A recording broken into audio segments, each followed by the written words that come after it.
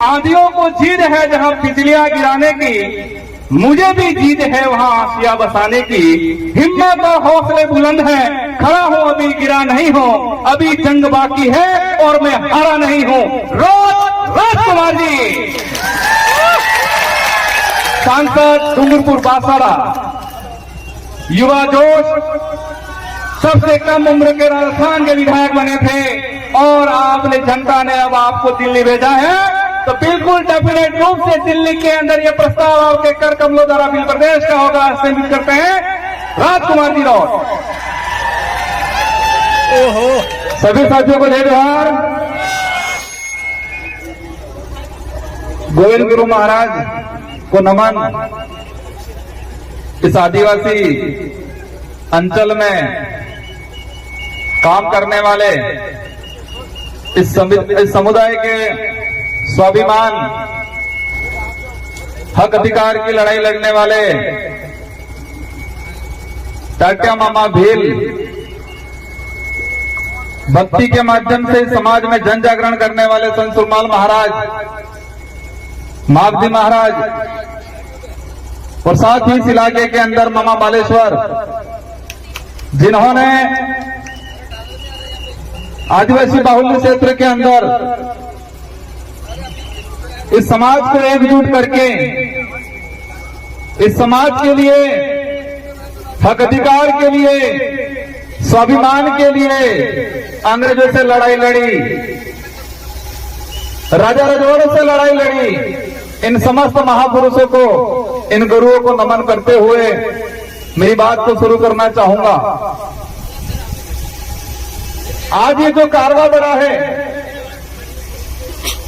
रास्ते में लोग आ रहे हैं,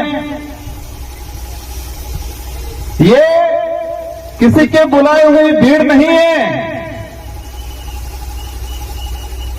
ये 1500 आदिवासी 17 नवंबर 1913 को जो शहीद हुए थे, उनका खून है और वो बदला लेने के लिए आई हुई है आज। वो सपना पूरा करना है हमें। बड़े दुख की बात है कि 1913 में एक ही दिन में लाखों की जो संख्या इकट्ठी हुई थी गोविंद गुरु महाराज के नेतृत्व में, इसी पहाड़ी पे, इसी पहाड़ों पे आसपास के। और उस समय तत्कालीन जो राजा रजवाड़े अंग्रेजों की मदद से गोलियां चलाई और इस नरसंहार में इस पहाड़ी पे महिलाएं भी थी, बच्चे भी थे, बड़े बुजुर्ग भी थे, जवान भी थे। और एक ही दिन में अगर 1500 लोग, 1500 के करीब लोग एक साथ मरते हैं, तो आसपास का जो मध्य प्रदेश, वर्तमान में राजस्थान, गुजरात, महाराष्ट्र, जो उस समय बिल टेरिटरी के नाम से जाना जाता था, उस इलाके में क्या स्थिति बनी होगी। हम देखते हैं हमारे गांव में, अगर गांव में कहीं एक्सीडेंट हो जाता है, कि व्यक्ति मरता है, तो पूरे गांव को तकलीफ होती है, पूरा गांव दुखी होता है, पूरा गांव शोक व्यक्त करता है। और जिस परिवार का व्यक्ति की डेथ हुई है, वो परिवार सालों तक ऊपर नहीं आ पाता है। तो इसी पहाड़ी पे 1500 आदिवासी एक साथ मारे गए 1913 के दौरान। तो इस इलाके में कितना मातम छाया होगा, कितना डर घुसा होगा, कितना दुख हुआ होगा। ये जो गांव पड़ा था, वो गांव आज तक नहीं भरा है। तो लड़ाई किसकी लड़ रहे थे? मैं इन इतिहासकारों को कहना चाहूंगा, जिन इतिहासकारों ने बिल प्रांत की मांग को लेकर यहां पर भक्ति के माध्यम से आंदोलन खड़ा किया था। भक्ति के माध्यम से उद्देश्य था, अंग्रेज से लड़ाई थी कि हमारा अलग से बिल प्रांत दिया जाए, ये उद्देश्य था, माध्यम भक्ति था। भक्ति के माध्यम से बिल प्रदेश की जो लड़ाई लड़ी जा रही थी उस समय, और उस इतिहास को, उस सच्चे इतिहास को कई इतिहासकारों ने 2-4 लाइनों में सिमट दिया, कह दिया कि भक्ति आंदोलन हो रहा था और 1500 आदिवासी मारे गए।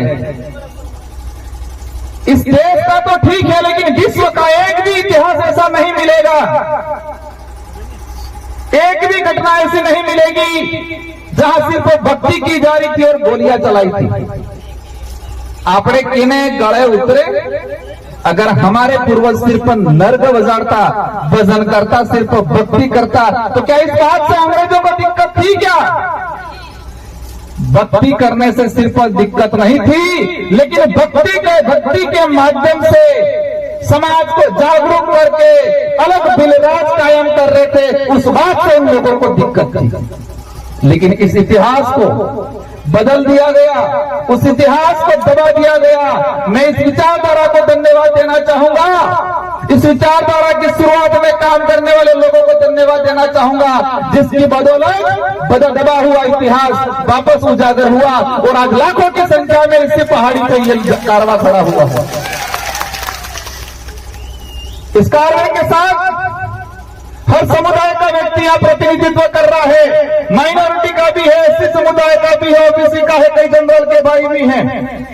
हमारे साथ वो हर व्यक्ति है जो मानवता में विश्वास करता है, जिसके अंदर छुआछूत है, भेदभाव है, जिसके अंदर शोषण की भावना है, वो व्यक्ति इस विचारधारा का हमेशा विरोध करेगा।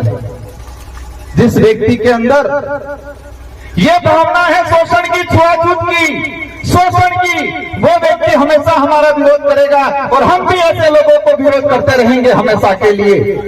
हर उस व्यक्ति का, हर उस समाज का सम्मान करेंगे, हर उस व्यक्ति का सम्मान करेंगे जो मानवता में विश्वास रखता हो, जो छुआछूत में विश्वास नहीं रखता हो, जो शोषण में विश्वास नहीं रखता हो। इन सभी लोगों का, उन सभी समाज का हम सम्मान करेंगे। हमारे पूर्वज भी करते आए थे और हम भी करेंगे, लेकिन अब वो वक्त नहीं रहा है। शोषण होता आया है समाज में, बिल प्रदेश की मांग है। कई लोग चाहते हैं, पूछते हैं क्यों? दुख बात यह है कि हमारे भी समाज के, इस समाज का सर्टिफिकेट लगा के अधिकारी, कर्मचारी, नेता बन जाते हैं और वो ये भूल जाते हैं कि मैं किस सर्टिफिकेट लगाने की वजह से। मैं ये उनकी योग्यता पर सवाल खड़ा नहीं करना चाहता, लेकिन आदिवासी समुदाय का वो व्यक्ति अगर कहे कि मैंने आदिवासी का सर्टिफिकेट नहीं लगाया और मैं सिर्फ मेरी योग्यता से आगे बढ़ा, ऐसा कोई माई का लाल हो तो बताओ। दुख होता है जिस समाज का सर्टिफिकेट लगा के बड़ा पेट करके बैठे हैं, बड़े अधिकारियों की पोस्ट पे बैठे हैं, लेकिन उस समाज का आदमी उनके पास जाता है तो वो हीन भावना से देखते हैं। लेकिन वो वक्त भी आ गया है कि ऐसे लोगों को भी समाज समय आने पे समाज के बीच में नहीं बैठने देगा और उनके अंतिम संस्कार में 4 लोग भी उनको कंधा देने वाले नहीं मिलेंगे। ये वक्त भी आ रहा है। आज जो समाज की स्थिति बनी हुई है, बिल प्रदेश की डिमांड इसलिए है, बिल प्रदेश नहीं बनने से हमारा आदिवासी समुदाय कुछ राजस्थान में हो गया, कुछ मध्य प्रदेश में, कुछ महाराष्ट्र में, कुछ इधर गुजरात में अंदर, और उसी की वजह से हमारा समुदाय 4 हिस्सों में, 4 राज्यों में बटा। उस वजह से हमारी संस्कृति का विनाश होने के कंगार पे चली गई, हमारा इतिहास दबा दिया गया और हमारा जो भौगोलिक क्षेत्र है, इस भौगोलिक भूखंड के अंदर जो खनिज है, उन खनिजों को निकाल के 4 राज्यों का राजकोष में जमा किया और आदिवासियों को इसका फायदा आज तक नहीं मिला। सबसे बड़ी बात यह है, देश के अंदर कुपोषण का आंकड़ा निकाल के देखें, देश में कुपोषित इलाका अगर आता है, रेड इलाका, तो यही बिल प्रदेश की टेरिटरी जो वर्तमान में 4 राज्यों में बटा हुआ है, उसी इलाके के अंदर भुखमरी है, कुपोषण है, अशिक्षा है। तो इसके जिम्मेदार उस समय तत्कालीन जो लोग राज्यों का पुनर्गठन करते थे, राज्यों का निर्माण करते थे, उन लोगों ने इस समुदाय के साथ अन्याय किया गया है। कई लोग कहते हैं कि नई पार्टियां, नई विचारधारा के लोग इस मांग को कर रहे हैं। हम तो 1913 में जो गोविंद गुरु महाराज ने जो मांग रखी थी, जिनके लिए 1500 आदिवासी शहीद हुए थे, उसी मांग को हम आगे बढ़ा रहे हैं। हम कोई नया काम नहीं कर रहे हैं। और इस बात को लेके कांग्रेस के भी कई नेताओं ने ये बात रखी है और वर्तमान में टीएडी मंत्री, और देखा है मैंने राष्ट्रीय पार्टियों के अंदर टीएडी मंत्री वो बनाया जाता है जो किसी के इशारे पे चलता है। उनको पर्ची पकड़ा दी जाती है और उनसे पढ़वा दिया जाता है। ऊपर माल जो उन्होंने खाली है बिल्कुल ऊपर मार जाते कि नहीं बोली। नंदलाल जी मेरा टीएडी मंत्री थे, भाजपा से ही बिलोंग करते थे। उन्होंने खुद ने कहा था बिल प्रदेश बनना चाहिए, तो बाबूलाल जी आज कौन सी खेत ही मिली हो जो आज के रहो नहीं बनना चाहिए। कई नेताओं ने, कांतिलाल जी पुरिया मध्य प्रदेश से, उन्होंने आपकी बात रखी थी। गुजरात के कई नेताओं ने बात रखी है और राहुल गांधी जी खुद यहां बोल के गए हैं कि आदिवासी इस देश का मूल मालिक है। तो क्या बाबूलाल जी उनसे भी ऊपर चले गए? ऐसा लग रहा है मुझे। मैं कई बार कहता हूं, आज यहां पर जो आए हैं वो गरीब परिवार से आदमी आया है। इस आंदोलन में, इस कार्य में जो पहुंचा है गरीब परिवार से, जिसके पास पैसा नहीं है, दौलत नहीं है, बड़े बड़े बंगले नहीं है, गाड़ियां नहीं है, लेकिन वो यहां पर आया है क्योंकि उसका जमीर जिंदा है। इसका जमीर जिंदा है। उनके अंदर यह है कि मुझे आत्म स्वाभिमान की लड़ाई लड़नी है, मेरे पूर्वजों का अधूरा सपना पूरा करना है, ये दिमाग में है। हमारे भी समाज के बहुत सारे पैसे वाले ऐसे लोग जो पेट भरने की लड़ाई लड़ते हैं, सुख सुविधा अर्जित करने की लड़ाई लड़ते हैं, स्वाभिमान की लड़ाई नहीं लड़ते हैं।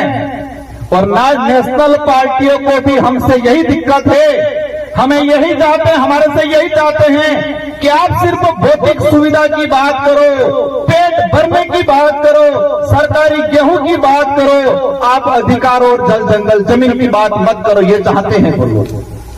हम सिर्फ 2 रुपये गेहूं की बात करेंगे, हम रोटी कपड़े मकान की बात करेंगे।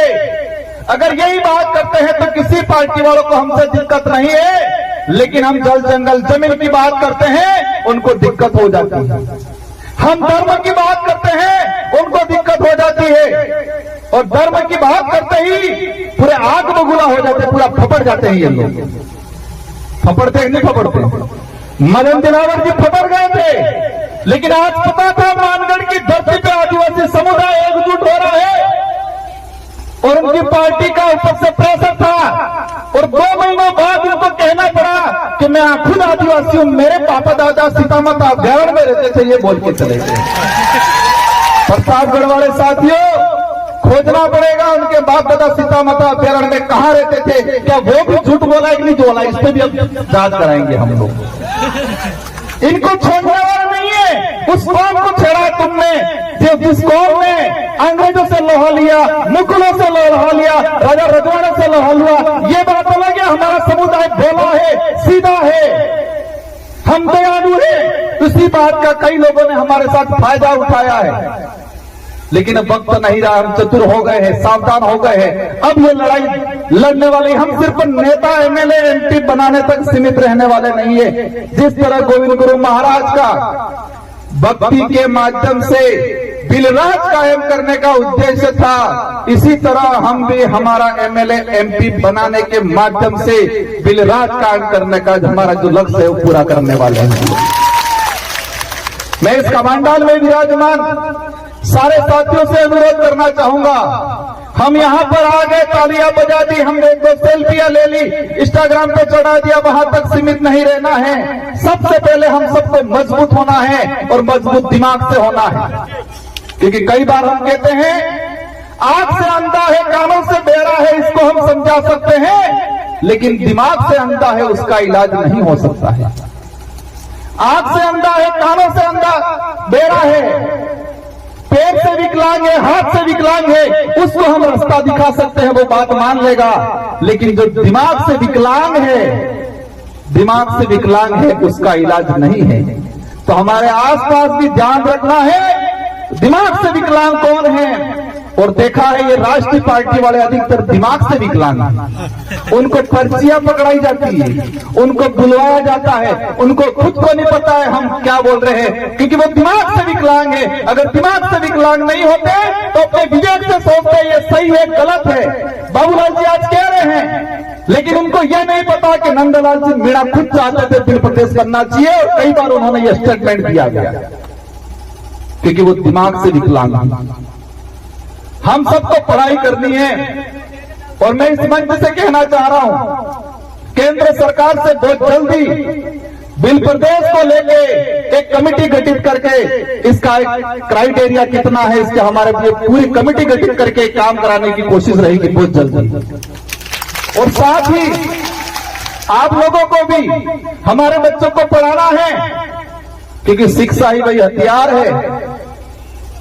अब गोलियों से या बंदूकों से या तीर कमान से काम हमारी कल्चर से जुड़ा रहेगा। वो अब लड़ाई कलम से लड़ी जाएगी। हमें पढ़ाई करनी है, खा पी के मजबूत रहना है, और आसपास के जो दिमाग से विकलांग है उनको समझाने की कोशिश करनी है।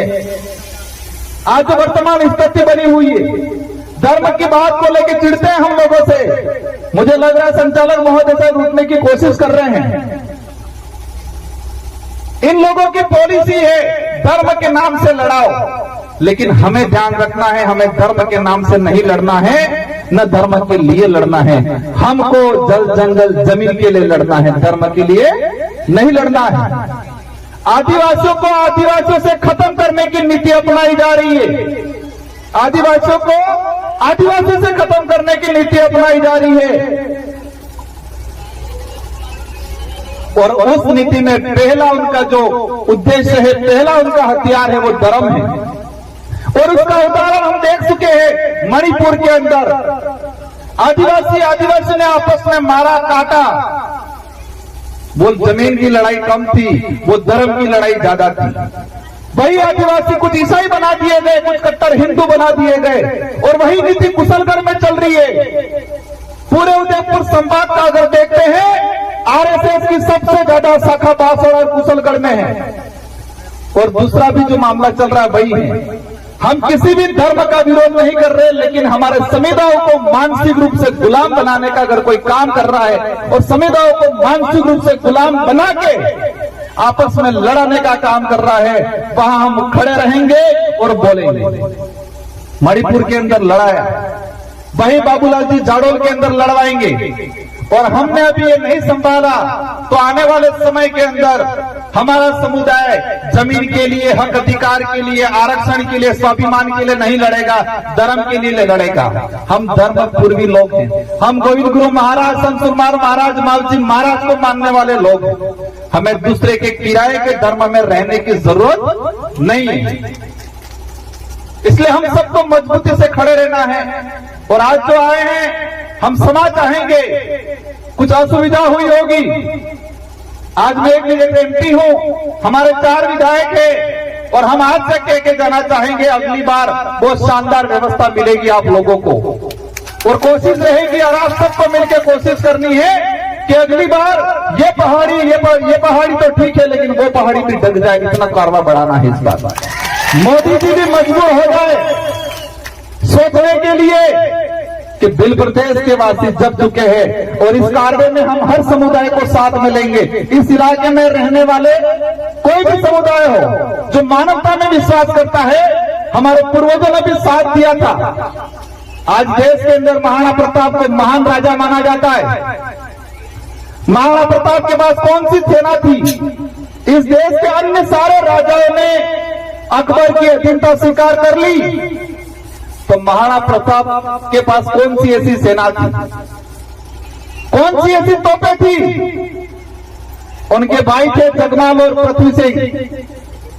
वो 2 भाई भी मान सिंह जी के साथ चले गए थे। और महाराणा प्रताप की तरफ से लड़ाई कौन लड़ रहा था? मान सिंह लड़ाई लड़ रहा था। लेकिन मुझे दिक्कत इस बात से है कि पाठ्यक्रम में वो जमीन और स्वाभिमान की लड़ाई थी, लेकिन उस लड़ाई को धर्म की लड़ाई के नाम से डालना चाह रहे हैं ये लोग। किसकी लड़ाई साबित कर रहे इस इतिहास में? धर्म की लड़ाई थी ये बोल रहे हैं। वो धर्म की लड़ाई नहीं थी, जमीन की लड़ाई थी, स्वाभिमान की लड़ाई थी। लेकिन आज इसको झूठा परोसा जा रहा है। वही कौम है जो महाराणा प्रताप के साथ खड़ी रही थी। माइनॉरिटी के लोग थे, आदिवासी समुदाय थे, गला कटवाया था और राणा प्रताप को देश के अंदर महाराणा प्रताप का गर्व दिलाया। और वही कौम हम उस समुदाय को भी कहना चाहते हैं, आप दूसरे के बहकावे में नहीं आए। पहले भाईचारा था, उस भाईचारे को बढ़ाए। मैं दोबारा वही कहना चाहूंगा, हर उस व्यक्ति का हम साथ देंगे, हर उस व्यक्ति को साथ रखेंगे जो मानवता में विश्वास रखता है, छुआछूत भेदभाव शोषण की नीति से दूर रखता है, और हर व्यक्ति का हम साथ देंगे। साथ ही सभी साथियों को शांतिपूर्वक तरीके से जाना है। कुछ असुविधा हुई होगी, आयोजन कमेटी ने बहुत शानदार आयोजन किया है। ये जो आज व्यवस्था की है, पुलिस प्रशासन का भी शानदार सहयोग रहा है, अन्य डिपार्टमेंट के लोगों का भी शानदार सहयोग रहा है। फिर भी जो कमी पेशी रही होगी, आने वाले साल ये कमी पेशी आपको नहीं दिखने मिलेगी। हम सब मिलकर कोशिश करेंगे। इन्हीं शब्दों के साथ आप सबको धन्यवाद। आप सभी आज प्रण लेके जाए, एक साल के अंदर हमारे बच्चों को शानदार एजुकेशन दे, खा पी के मजबूत रहे, और पैर से विकलांग होंगे चल जाएगा, लेकिन दिमाग से विकलांग नहीं होना है। ये प्रण लेके जाना है। आज हम जल जंगल जमीन की लड़ाई लड़ेंगे, हम धर्म की लड़ाई नहीं लड़ेंगे। ये प्रण लेके जाना है। आज बांसवाड़ा के अंदर फॉरेस्ट के लेके जगपुरा को लेके ये बात हम दिल्ली के सदन में रखेंगे और इसका समाधान भी कराएंगे। आप निश्चित रहे। इन्हीं शब्दों के साथ आप सबको धन्यवाद, आभार, जय जोहार, जय भारत, जय भीम। बहुत खूब, एक बार जोरदार तालियों की गड़गड़ाहट से अभिनंदन करें। बहुत सारी बातों का संदेश यही है कि अभी भवन जी का बोलना बाकी है, बस खाली आप 10-15-20 मिनट और बैठ जाएं, इससे ज्यादा आपका समय नहीं लेंगे। हाँ, लोकेश भाई का कोई फोन कर गया है। लोकेश भाई बहुत ज्यादा